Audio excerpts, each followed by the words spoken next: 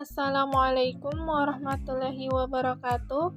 Kami dari kelompok 3 akan membawakan materi sosiologi mengenai konflik, kekerasan, dan perdamaian dengan menggunakan media pembelajaran audiovisual. Adapun anggota kelompok kami yaitu yang pertama saya Wawade Magfiratun Jana, yang kedua Astuti, yang ketiga Hijriani Ihda, dan yang keempat Ardi Supriyadi. Adapun materi yang akan kami jelaskan yaitu pengertian dari konflik dan kekerasan, bentuk-bentuk dari konflik dan kekerasan, dampak dari konflik dan kekerasan, dan penyelesaian dari konflik dan kekerasan. Sebelumnya, kita harus mengetahui terlebih dahulu apa sih yang dimaksud dengan konflik itu.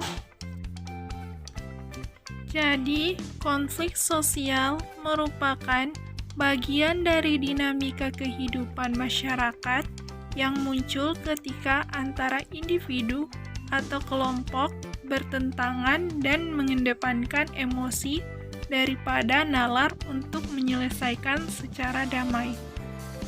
Selanjutnya, menurut Soejono Sukanto, konflik merupakan suatu proses sosial ketika orang per orang atau kelompok manusia berusaha memenuhi tujuannya dengan jalan menentang pihak lawan dengan disertai ancaman atau kekerasan.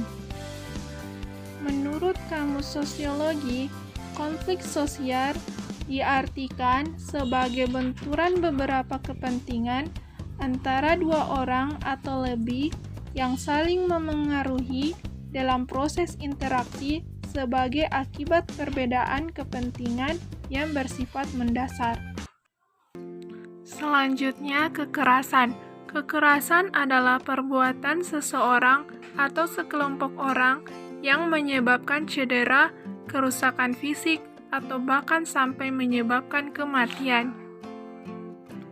Bentuk-bentuk konflik dalam masyarakat yang pertama yaitu konflik berdasarkan cangkupannya, yang terdiri dari konflik vertikal, yaitu konflik antar pihak dalam suatu struktur organisasi yang mempunyai derajat kedudukan yang berbeda.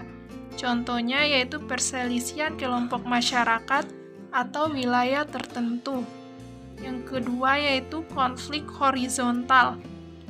Konflik horizontal merupakan konflik yang terjadi antara individu atau antar kelompok yang memiliki kedudukan sejajar. Contohnya yaitu debat antar peserta didik dalam diskusi kelas karena perbedaan pendapat. Berdasarkan subjeknya yaitu konflik dapat terjadi baik dalam diri sendiri, melibatkan orang lain, maupun melibatkan suatu kelompok. Konflik berdasarkan subjeknya ini terdiri dari konflik intrapersonal, konflik interpersonal, konflik individu dan kelompok, konflik antar kelompok. Berdasarkan dampaknya, yaitu konflik dalam masyarakat tidak hanya menimbulkan dampak negatif, namun juga berdampak positif bagi masyarakat. Contohnya yaitu konflik konstruktif, yaitu konflik jenis ini muncul karena terdapat perbedaan pendapat di antara para anggota kelompok dalam menghadapi suatu permasalahan.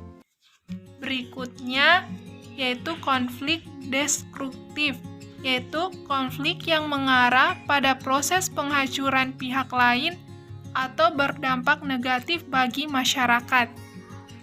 Yang terakhir, berdasarkan skala wilayah. Konflik dapat terjadi dalam lingkungan wilayah kecil dan dapat terjadi hingga lintas daerah, serta melibatkan banyak individu. Dalam konflik berdasarkan wilayah ini, terdiri dari konflik lokal, konflik nasional, dan konflik internasional. Kemudian bentuk-bentuk kekerasan dalam masyarakat yang pertama yaitu berdasarkan bentuknya, yang terdiri dari kekerasan fisik dan kekerasan non-fisik. Kekerasan fisik ini yaitu kekerasan yang dapat dilihat oleh kasat mata. Sedangkan kekerasan non-fisik yaitu kekerasan yang tidak dapat dilihat oleh kasat mata. Yang kedua, kekerasan psikologis atau psikis. Kekerasan ini yaitu memiliki sasaran pada rohani atau jiwa sehingga dapat mengurangi bahkan menghilangkan kemampuan normal jiwa. Yang ketiga yaitu berdasarkan subjeknya yang terdiri dari kekerasan individual dan kekerasan kolektif. Kekerasan individual merupakan kekerasan yang dilakukan individu kepada individu atau kelompok lain, sedangkan kekerasan kolektif adalah kekerasan yang dilakukan oleh sekelompok orang kepada individu atau kelompok lain, baik secara langsung maupun tidak langsung. Berikutnya, metode penyelesaian konflik dan kekerasan untuk perdamaian. Yang pertama yaitu mediasi. Mediasi merupakan proses yang berlangsung ketika pihak ketiga yang netral memfasilitasi penyelesaian konflik antar dua pihak atau lebih yang berkonflik. Pihak ketiga terlibat aktif dalam proses negosiasi dengan mengarahkan dan menentukan titik terang. Akan tetapi, pihak ketiga ini tidak memiliki wewenang untuk mengambil keputusan terkait jalan damai. Yang kedua, negosiasi. Negosiasi merupakan bentuk kesepakatan antar pihak yang bertikai untuk saling bertemu dan bertatap muka, mencoba melakukan perundingan yang bersifat menguntungkan kedua belah pihak. Yang ketiga, yaitu arbitrase. Metode ini dilakukan dengan melibatkan pihak ketiga, yaitu lembaga arbitrase, dalam memutuskan pertentangan yang terjadi. Dalam arbitrase, pihak ketiga memiliki wewenang penuh untuk memberikan putusan-putusan dalam penyelesaian konflik. Yang keempat, rekonsiliasi. Rekonsiliasi merupakan usaha untuk menyelesaikan konflik pada masa lalu sekaligus memperbarui hubungan ke arah perdamaian dan lebih harmonis. Yang kelima, yaitu transformasi konflik. Transformasi konflik merupakan sebuah upaya penyelesaian konflik dengan mengatasi akar penyebab konflik tersebut. Sekian dari kelompok kami, lebih dan kurangnya mohon dimaafkan. Assalamualaikum warahmatullahi wabarakatuh.